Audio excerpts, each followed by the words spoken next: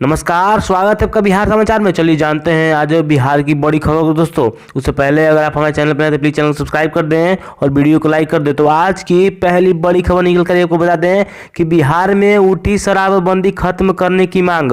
कांग्रेस ने सीएम नीतीश को लिखी चिट्ठी।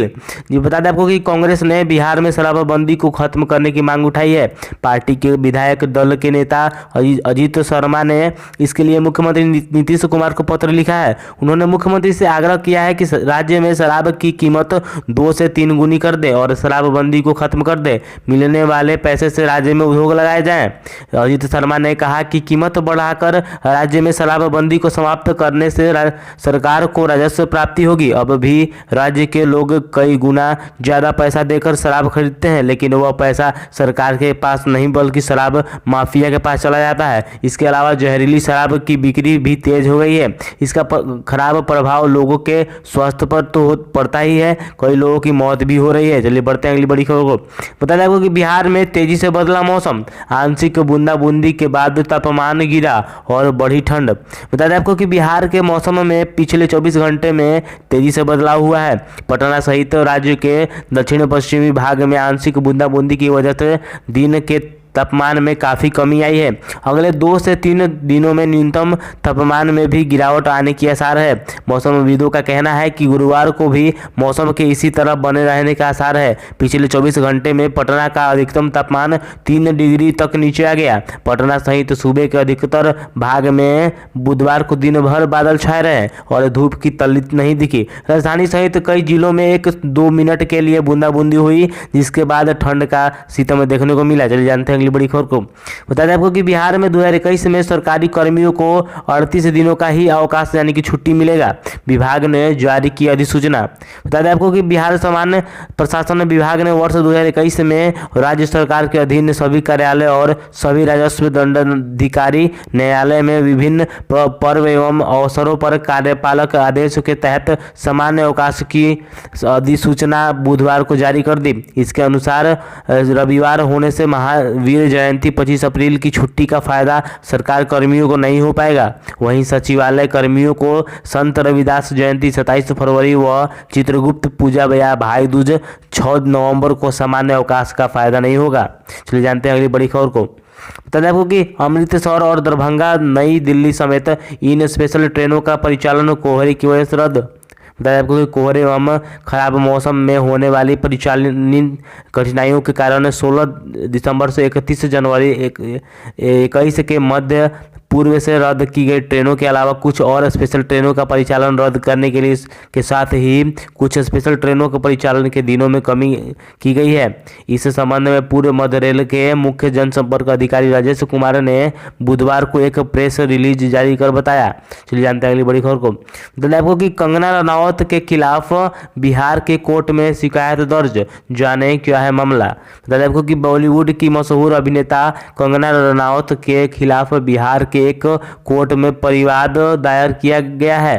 राष्ट्रीय लोक समता पार्टी के प्रदेश महासचिव ने यह मामला दर्ज कराया है। बुधवार को गया के सिविल कोर्ट में दाखिल परिवाद में रालोसपा के प्रदेश महासचिव विनय कुशवाहा ने आरोप लगाया है कि अभिनेत्री कंगना रनौत ने अपने ट्विटर अकाउंट से पार्टी प्रमुख उपेंद्र कुशवाहा की तस्वीर पर आपत्तिजनक टिप्पणी की थी। चलिए बढ़ते अगली बड़ी खबर को। बता दें आपको कि सावधान हो जाएं, मासूम बच्चों को सता रही मिर्गी की बीमारी, पहचाने इन लक्षणों को। आपको बता दें कि अगर आपके बच्चों को बार बार चमकी आ रही है तो आप सतर्क हो जाएं।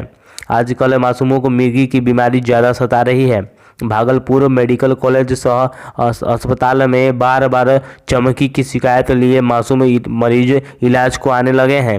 मायागंज अस्पताल के पीजी शिशु रोग विभाग के अध्यक्ष डॉक्टर आर.के. सिन्हा के मुताबिक अगर मिर्गी के शिकार बच्चों को समय पर इलाज मिल जाए तो वो पूरी तरह से स्वस्थ हो सकते हैं। चलिए जानते हैं अगली बड़ी खबर को। बता दें आपको कि अयोध्या में बन रहे भव्य राम मंदिर के लिए बिहार भाजपा खरमास के बाद जुटाएगी चंदा। अयोध्या में बन रहे भव्य राम मंदिर में बिहार भाजपा की आर्थिक सहयोग करेगी। पार्टी की ओर से खरमास बाद राम मंदिर के लिए चंदा संग्रह करने का निर्णय लिया गया है।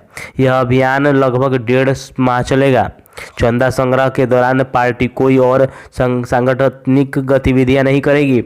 पार्टी सूत्रों के अनुसार पिछले दिनों पार्टी के मंच मोर्चा व प्रदेश पदाधिकारियों के साथ ही विधानमंडल दल की बैठक में इस पर सहमति बनी थी। उसी बैठक में तय हुआ था कि पार्टी की राज्य इकाई भी राम मंदिर निर्माण में आर्थिक सहयोग करेगी, वह भी जन सहयोग से। इसके लिए बिहार के हर एक परिवार से संपर्क कर राम मंदिर के लिए चंदा एकत्रित किया जाएगा। चलिए जानते हैं अगली बड़ी खबर को। बता दें आपको 9 महीने से बंद पड़े स्कूलों को लेकर बड़ा कन्फ्यूजन है। अभिभावक फीस माफ़ी की आस लगाए बैठे हैं तो स्कूल सरकार से राहत पैकेज चाह रहे हैं। दैनिक भास्कर ने इस मसले पर विशेष श्रृंखला चलाकर निजी स्कूल प्रबंधनों व अभिभावकों की परेशानियां सामने रखी थी। अब शिक्षा मंत्री अशोक चौधरी ने साफ तौर पर कह दिया है कि प्राइवेट स्कूल चैरिटी तो नहीं कर रहे थे कि सरकार पैकेज दे। उन्होंने दैनिक भास्कर से इंटरव्यू में कहा कि निजी स्कूल सरकार से राहत की उम्मीद नहीं करे। कोरोना काल में तो पूरा देश परेशान है। स्कूल आज मदद मांग रहे हैं, जब कमाते थे तब तो सरकार को कोई एक्स्ट्रा टैक्स नहीं देते थे। स्कूलों को खोलने के सवाल पर मंत्री का कहना था कि कोरोना का नेचर बदल रहा है। अभी दिल्ली में कोरोना का मामला तेजी से बढ़ गया है। अगर ऐसे में स्कूल में बच्चों को ले आए और कुछ हुआ तो सरकार पर आ जाएगा। चलिए बढ़ते हैं अगली बड़ी खबर को। बता दें आपको कि बिहार में यूपी हरियाणा मॉडल पर खुलेंगे कोचिंग। एक बेंच पर 2 बच्चे, 6 फीट की दूरी, हर क्लास के बाद होगा सैनिटाइजेशन। बता दें आपको कि कोरोना गाइडलाइंस को ध्यान में रखते हुए बिहार में बहुत जल्द कोचिंग खोलने की इजाज़त दी जा सकती है। शिक्षा विभाग अन्य राज्यों के मॉडल पर मंथन कर रहा है। प्रधान सचिव संजय कुमार की निगरानी में अन्य राज्यों के मॉडल पर अध्ययन चल रहा है। यूपी मॉडल की तर्ज पर यहाँ की कोचिंग संस्था खोलने जा सकते हैं। यूपी सरकार के कोरोना गाइडलाइंस के साथ कोचिंग संस्थानों को खोलने की अनुमति दी थी। चलिए जानते हैं अगली बड़ी खबर को। बता दें कि पटना एम्स में कोरोना से 8 की मौत। राजीव नगर, बुद्धा कॉलोनी, एसके पुरी, शास्त्री नगर के एक मरीज की टूटी सांस। बता दें आपको कि कोरोना से मौत का आंकड़ा कम नहीं हो रहा है। मंगलवार को 5 मौत के बाद बुधवार को संक्रमण से 8 मौत हुई। मरने वालों का इलाज पटना एम्स में चल रहा था। बुधवार को 24 घंटे में बिहार में कुल 565 नए मामले आए हैं, जिनमें अकेले 235 मामले पटना के हैं। पटना एम्स और एनएमसीएच के साथ पीएमसीएच में आईसीयू फुल नहीं रहे। चलिए जानते हैं अगली बड़ी खबर को। बता दें कि मां की गोद से छीन मासूम की हत्या। दादा ने 9 माह के पोते के नाम संपत्ति की तो ममेरी बहन ने गला दबाकर मार डाला। लाश शौचालय की टंकी में फेंक दी। औरंगाबाद में संपत्ति के विवाद में एक युवती ने 9 माह के मासूम का पहले गला दबाया, फिर उसकी लाश को शौचालय में टंकी में फेंक दिया। इस मासूम का कसूर बस इतना था कि दादा ने संपत्ति मासूम बच्चों के नाम कर दी थी। दिल दहला देने वाली यह घटना माली थाना क्षेत्र के चरण गांव की है, जहां 2 भाइयों के बीच संपत्ति का विवाद चल रहा था। बुधवार देर रात दोनों भाइयों के बीच इसी बात को लेकर विवाद शुरू हो गया। इसी दौरान मासूम की ममेरी बहन ने उसकी मां की गोद से छीनकर गला दबा दिया। इतना ही नहीं, उसे उनके शव को शौचालय की टंकी में फेंक दिया। तो आज के लिए इतना ही दोस्तों। अगर आप हमारे चैनल पर नए तो प्लीज़ चैनल को सब्सक्राइब कर दें और वीडियो को लाइक कर दें। धन्यवाद।